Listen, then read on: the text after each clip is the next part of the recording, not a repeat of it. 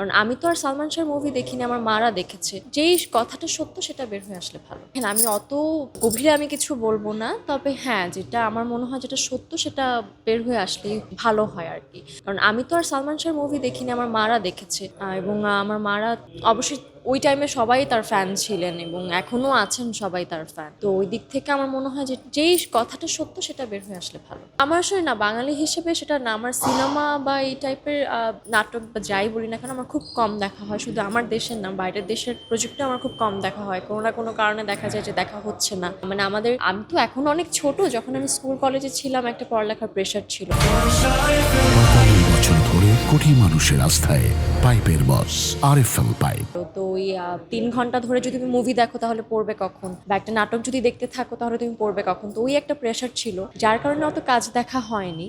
এই তো এটার ওরকম কোনো আসলে কারণ নেই যে কেন দেখিনি না।